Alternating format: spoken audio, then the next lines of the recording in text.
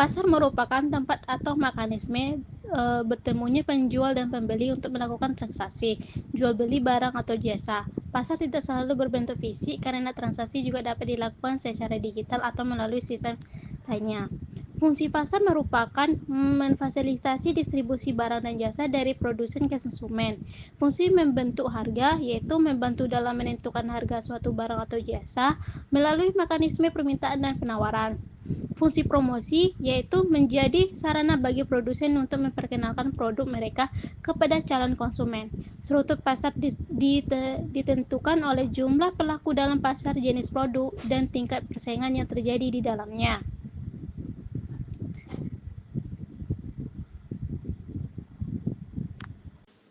Teori permintaan dan penawaran. A. Teori permintaan. Permintaan adalah jumlah barang atau jasa yang diinginkan dan mampu dibeli oleh konsumen pada berbagai tingkat harga dalam jangka waktu tertentu.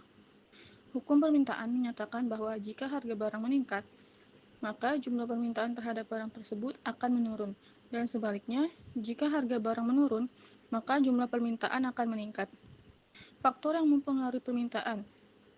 Yang pertama ada harga barang itu sendiri, yang kedua harga barang substitusi dan komplementer, yang ketiga pendapatan konsumen, yang keempat selera atau preferensi konsumen, yang kelima ekspektasi terhadap harga di masa depan, yang keenam jumlah penduduk, yang ketujuh kurva permintaan memiliki kemiringan negatif dari kiri atas ke kanan bawah menunjukkan hubungan terbalik antara harga dan jumlah permintaan.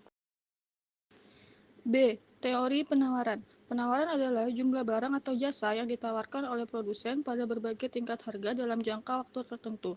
Hukum penawaran menyatakan bahwa jika harga suatu barang meningkat, maka jumlah barang yang ditawarkan oleh produsen akan meningkat, dan sebaliknya, jika harga barang menurun, maka jumlah barang yang ditawarkan akan menurun. Faktor yang mempengaruhi penawaran. Yang pertama, harga barang itu sendiri. Yang kedua, biaya produksi. Yang ketiga, teknologi produksi. Yang keempat, harga barang lain yang dapat diproduksi. Yang kelima, pajak dan subsidi. Yang keenam, ekspektasi produsen terhadap harga di masa depan. Kurva penawaran memiliki kemiringan positif dari kiri ke bawah ke kanan atas, menunjukkan hubungan positif antara harga dan jumlah penawaran.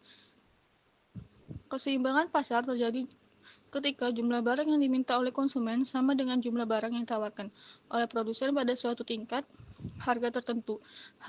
Harga yang terbentuk di titik keseimbangan disebut harga equilibrium. Jenis pasar. Pasar dapat diklasifikasikan berdasarkan beberapa kategori. Yang A, berdasarkan strukturnya. Pasar persaingan sempurna yaitu pasar dengan banyak penjual dan pembeli produk homogen serta harga ditentukan oleh mekanisme pasar. Contohnya adalah pasar komunitas seperti beras dan gandum. Pasar monopoli, yaitu pasar yang dikuasai oleh satu produsen tanpa pesaing, sehingga memiliki kendali penuh atas harga. Contohnya adalah PLN sebagai penyedia listrik di Indonesia. Pasar oligopoli yaitu pasar yang didominasi oleh beberapa perusahaan besar dengan produk yang serupa atau berbeda. Contohnya adalah industri otomotif dan telekomunikasi. Pasar persaingan monopolistik yaitu pasar dengan banyak penjual yang menjual produk serupa tetapi memiliki perbedaan dalam merek atau kualitas. Contohnya adalah pasar produk fashion dan kosmetik. B. Berdasarkan wujudnya. Pasar konkret yaitu pasar yang memiliki bentuk fisik tempat penjual dan pembeli bertemu langsung untuk melakukan transaksi. Contohnya adalah pasar tradisional dan pasar swalayan. Pasar abstrak yaitu pasar yang tidak memiliki lokasi fisik, tetapi transaksi terjadi melalui media tertentu. Contohnya adalah pasar saham, pasar valuta asing, dan e-commerce. Yang C itu berdasarkan jenis barang yang diperdagangkan. Pasar barang konsumsi itu pasar yang menjual barang untuk kebutuhan sehari-hari masyarakat. Contohnya adalah pasar makan dan pakaian, pasar barang produksi, yaitu pasar yang menjual barang yang digunakan untuk proses produksi lebih lanjut. Contohnya adalah pasar bahan baku dan mesin industri. Strategi pemasaran adalah serangkai langkah yang dilakukan perusahaan untuk menarik pelanggan dan meningkatkan penjualannya. Strategi pemasaran. Strategi pemasaran adalah serangkaian langkah yang dilakukan perusahaan untuk menarik pelanggan dan meningkatkan penjualan. A. STP, yaitu segmentasi, targeting, dan positioning. Segmentasi pasar adalah membagi pasar ke dalam kelompok yang lebih kecil berdasarkan karakteristik seperti usia, pendapatan, dan gaya hidup. Targeting adalah menentukan segmen pasar mana yang menjadi fokus utama pemasaran. Sedangkan positioning adalah menempatkan produk di benak konsumen dengan nilai unik yang membedakan dari pesaing. Dan yang selanjutnya yaitu marketing mix atau dikenal dengan 4P. Nah, yang pertama ada produk, yaitu menentukan jenis produk yang ditawarkan termasuk kualitas, desain, dan fitur tambahan. Yang selanjutnya ada price atau harga, yaitu menentukan strategi harga yang kompetitif seperti harga premium, diskon, atau paket.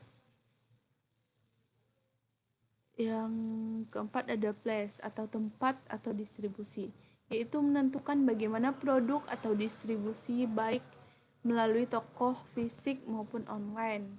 Yang selanjutnya ada promotion atau promosi, yaitu menggunakan berbagai metode promosi seperti iklan, media sosial, dan endorse. Yang selanjutnya yaitu ada strategi branding.